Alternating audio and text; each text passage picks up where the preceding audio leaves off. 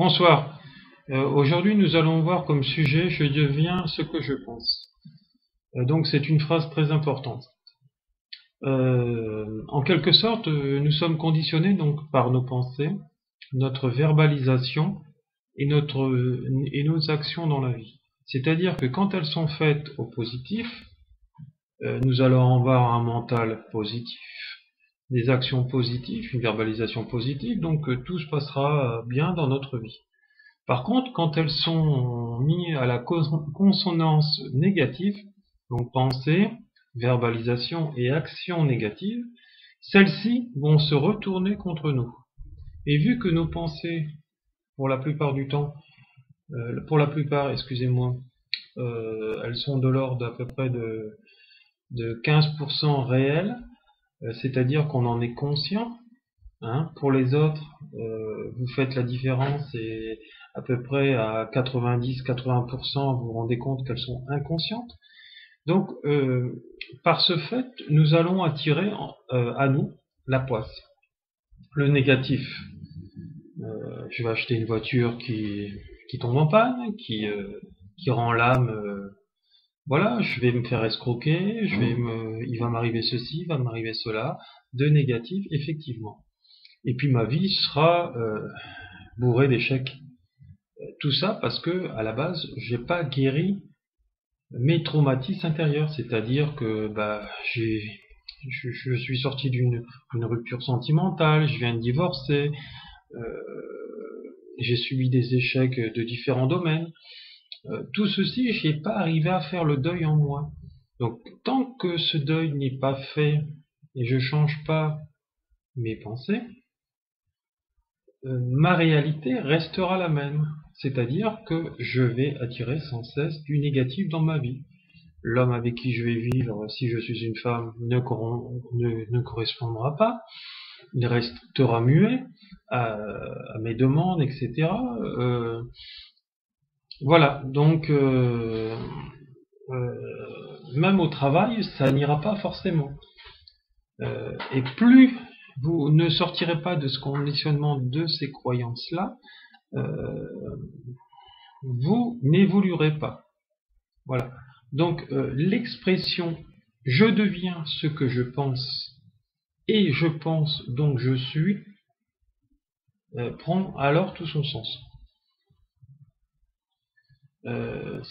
Ces expressions sont connues par la plupart des gens, mais elles ne sont pas vraiment comprises et intégrées que par peu de personnes.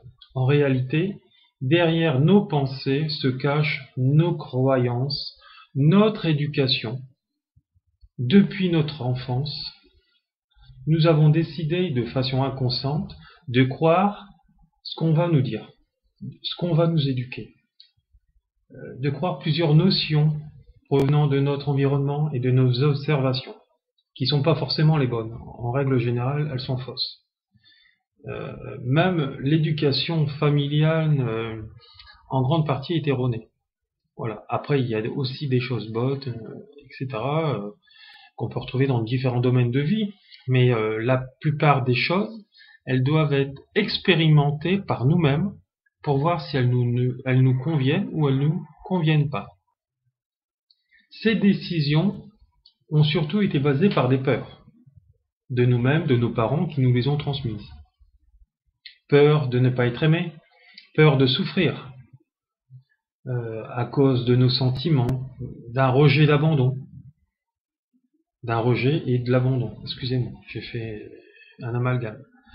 Ce qui est essentiel dans notre développement personnel, spirituel, etc., c'est devenir conscient de nos pensées, démasquer nos croyances, puisque tout à l'heure je vous disais qu'à peu près 10% de nos pensées sont réellement conscientes, 10 à 15% de nos pensées sont conscientes, c'est-à-dire tout le reste est inconscient, des choses qu'on va faire machinalement, par répétition, comme un robot, parce que une fois qu'on nous a dit ceci, cela, comme le fait de nous apprendre à marcher, on va reproduire par automatisme. Notre mental fonctionne comme ça, il fonctionne par des automatismes d'une réalité que l'on nous a inculquée depuis notre naissance et que répercute à travers le temps.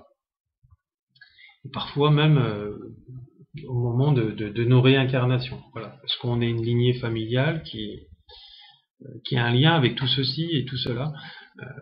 Vous vous rendez compte que souvent, au niveau parental, père-mère, on peut reproduire la même schématique, avoir les mêmes problèmes de santé ou de façon de fonctionner par notre éducation.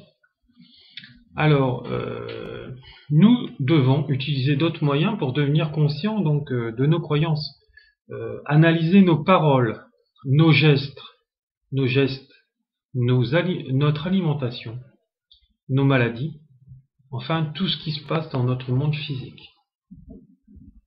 Puisque en fait tout a une relation de cause à effet, et la maladie ne naît jamais d'un simple hasard, d'un simple ADN.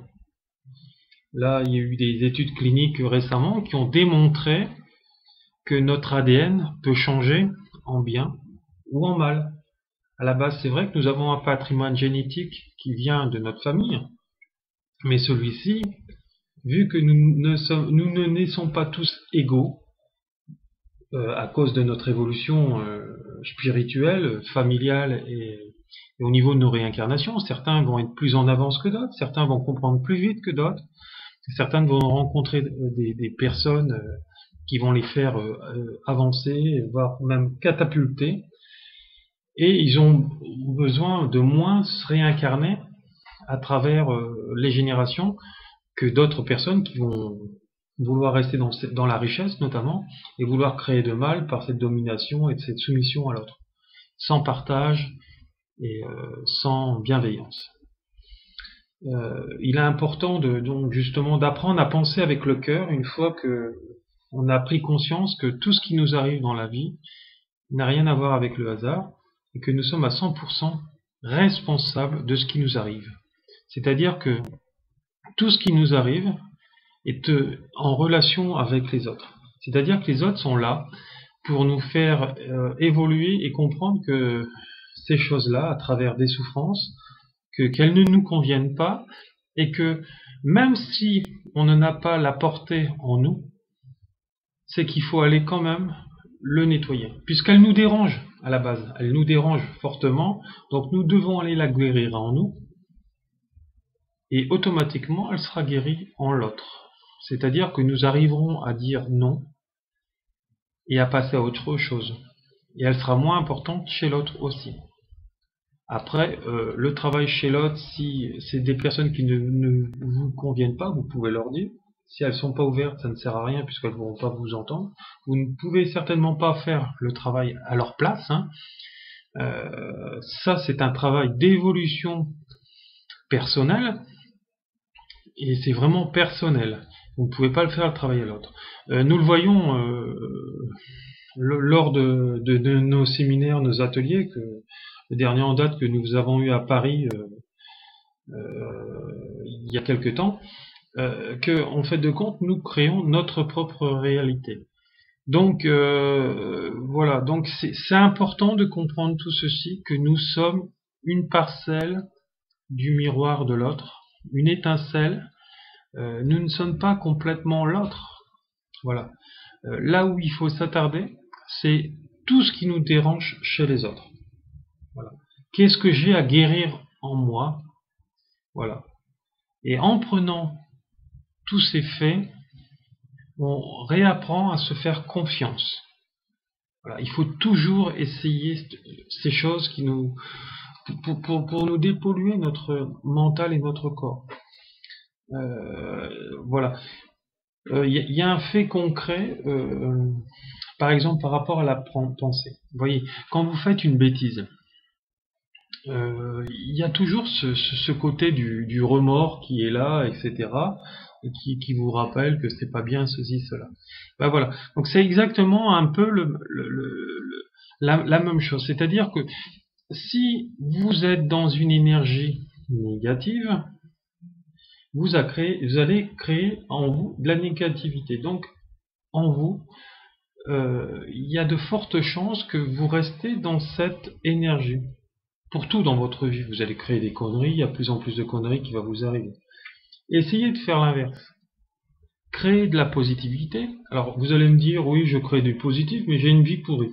Sauf que c'est vrai et c'est faux en partie. C'est-à-dire que vous allez avoir des bons comportements, certes, vous allez aider les autres, etc. Mais derrière tout ça, votre propre pensée, ça sera une pensée négative. D'accord? Tout à l'heure, je vous parlais de 3 socles, qui sont un système pyramidal. La pensée, la parole et l'action. Ce que vous faites de bien ou de pas bien dans la vie.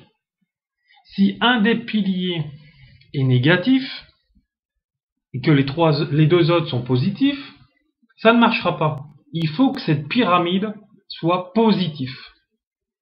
Cette trinité. Pour que justement cela fonctionne. Est-ce que vous me comprenez bien? Voilà. Donc c'est important de rentrer dans cette trinité positive pour avoir du positif dans sa vie. Si vous n'êtes pas en trinité positive, vous n'y arriverez pas. Et il ne suffit pas, comme je dis dans mes ateliers et séminaires, de penser positif pour être positif. Tout ça, c'est faux. Il faut avoir cette trinité et rentrer vraiment dans une gestuelle, une mentalisation à 100%, je dirais, ou à 90%, pour vraiment remettre en route cette loi d'attraction, ce système aimant, et à attirer le bonheur dans sa vie. Mais quand il y a des opportunités qui nous sont présentées, du bonheur, etc., ne pas fuir, aller vers ce bonheur, lâcher tout ce qui ne nous convient pas, par exemple un mari, un conjoint, une conjointe, etc., un boulot, on vous propose un meilleur boulot par rapport à un ancien, mais vous allez préférer rester pour la sécurité de l'emploi, voilà. Tout ça, c'est faux. Si ça vous est présenté, c'est que ça vous demande à changer vers le bien. Ne laissez pas passer votre chance, c'est important. Parce que si vous laissez passer votre chance, le train va se représenter, mais vraiment très tard, ou il se représentera tout simplement pas du tout. Donc voilà, donc vous aurez gâché votre vie et vous vivrez avec des regrets toute votre vie. Donc voilà. Donc je vais prendre un exemple. Je prends l'exemple d'une femme qui est avec sa sœur en rivalité, etc. Elle va se comparer toujours à l'autre, d'accord? Donc c'est ce que l'être humain a toujours tendance à faire. Je me compare à Pierre, Paul, Jacques ou à Catherine. J'invente des prénoms, bien sûr. Et puis elle est forcément mieux que moi. Hein. Donc je vais rentrer dans un constat de dévalorisation mentale. Déjà parce que je vais le penser, et de verbalisation. Donc voilà. Donc là, on a 2 axes forts qui vont nous tirer vers le bas. Hein, on aura beau faire tout ce que l'on veut, se mettre en beauté, se couper les cheveux, se faire les ongles, etc. Rien n'y fera. Rien n'y fera. Donc il est important de prendre ça et de le comprendre. Et même si les gens vous disent oh t'es belle, t'es belle, t'es belle, ou t'es beau, t'es beau, t'es beau, vous ne le croirez pas. Parce que vous êtes dans cette pensée négative et verbalisation négative, et vous allez rentrer dans une réalité qui est fausse, c'est-à-dire que vous allez vous croire en vous. Voilà.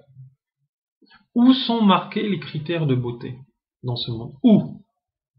Il faut surtout pas écouter la télévision, encore moins le mannequinat, où ce sont des squelettes qui défilent la plupart du temps. Voilà. Là, le critère de beauté, seul vous-même et votre conjoint peuvent le définir. Et surtout vous-même, vous devez vous sentir bien dans votre propre peau, dans votre propre corps, dans votre physique, et ne pas tenir compte de la vie des autres, à part celui de votre conjoint, bien sûr, mais le dernier ressort, le dernier commandeur de tout ça, de votre vie, c'est vous-même. Hein. Donc voilà, donc avant tout, vous devez vous plaire à vous-même, et en fonction de ça, vous attirez des gens qui vous correspondent, qui sont dans la même énergie que vous. Donc voilà. C'est très très motivateur d'être avec des gens qui veulent la même chose de soi. Et non surtout d'être avec des gens qui veulent pas, qui répondent pas à vos attentes, qui sont pas dans l'avancement spirituel ou dans le développement d'eux-mêmes, de leur capacité d'entreprendre et de travailler et de vouloir gagner plus pour eux, pour leur famille, et pour les gens qui n'ont pas compris tout ce sens. C'est-à-dire que moi, je reverse à peu près 10% de mes revenus annuels à des œuvres caritatives, parce que j'ai compris que il faut toujours aider son prochain, etc. Et je sais que l'univers me le rendra. Et depuis que j'ai compris ça, que je suis dans cette énergie, je gagne de plus en plus ma vie, et même très bien. Et voilà, donc je, je pense, et j'en suis sûr même, que j'ai compris cet environnement dans lequel nous vivons. Mais bon, j'ai décidé aussi d'être mon propre patron pour justement ne plus me laisser emmerder par des supérieurs, et ça me réussit très bien. Essayez, vous verrez. Essayez de fonctionner comme moi ou comme les gens qui réussissent, et vous verrez. Moi, j'ai commencé par le bas. Hein, je suis pas né avec une cuillère en argent dans la bouche. Voilà. Mes parents m'ont toujours laissé me démerder par moi-même. Mais arrive un moment, suite à mon éveil spirituel, notamment l'initiation, ma formation en Reiki, ça m'a fait comprendre tout ceci. Voilà. Et quand vous commencez à gagner des salaires annuels qui ont 6 chiffres, euh, c'est là où vous vous rendez compte que, que vous avez tout compris et que vous êtes sur le bon cheminement. Voilà. Et donc, on n'est que dans une énergie positive, puisqu'on redistribue minimum 10% de nos revenus. Donc, vous voyez, donc c'est important de comprendre tout ceci et pour évoluer. Et je deviens ce que je pense. Au départ, vous savez, j'étais comme la majorité d'entre vous. J'étais voilà, j'avais un petit salaire, j'avais 1005, 2000 euros par mois, je gagnais pas très bien ma vie. Maintenant, je la gagne très très bien, même très confortablement. Mais tout ça, ça me demande des efforts, ça demande aussi un peu de temps. Mais une fois qu'on a un rêve, il faut bosser derrière tout ça. Alors ça me demande, c'est sûr que je bosse pas 7 heures par jour. Hein, j'ai des volumes horaires. Je suis levé en général à 5 heures du matin, 5h30. Et souvent, je bosse jusqu'à 19 heures le soir, parfois 20 heures. Parfois, je fais des pauses avant. Voilà, en fonction de ma famille, de mes enfants, etc. Je sais m'acclimater vraiment à cet environnement et que je sais en fait tout ce que je veux, je l'attire. C'est-à-dire que c'est sûr que si je veux, par exemple, une femme, précisément, je peux pas donner son nom, son prénom, etc. Et puis voilà, je vis avec. Ce que je veux, c'est quand je suis dans une force créative de vouloir des choses et d'y mettre une finalité, je peux l'obtenir durablement justement en allant en moi chercher tout ce qui ne va pas par rapport aux autres. C'est-à-dire que je me sers de l'enseignement que m'ont donné par exemple mes anciennes compagnes, ce qui n'a pas été, et je vais justement le guérir en moi.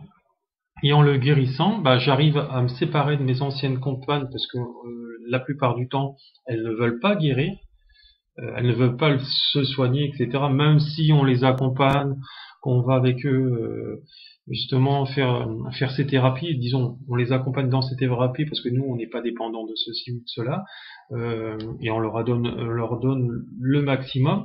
Arrivé un moment, si elles restent dans leurs anciens schémas, on les laisse sur place et puis voilà, on se sépare. Mais une fois que ce travail est fait chez moi aussi, mais différemment forcément, j'attire à moi une personne qui me correspond. Voilà. Et vu que nous sommes des entrepreneurs de vie, nous pouvons aider justement jusqu'à présent. Moi, j'ai toujours aidé mes compagnes.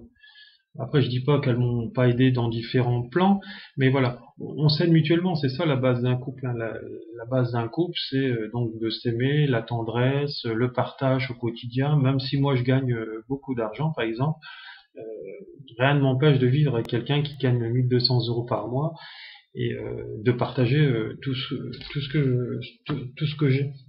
C'est-à-dire parce que c'est un échange. Un couple, c'est un échange. On compare pas au centime près, etc.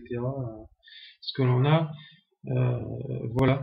Le but, c'est de tout partager, l'amour, la richesse, la pauvreté, la maladie, la souffrance. Mais ça, il faut justement l'éviter d'être justement dans ce côté négatif. Mais la tendresse, l'amour, la sincérité, la fidélité, les compromis, parce que nul n'est parfait.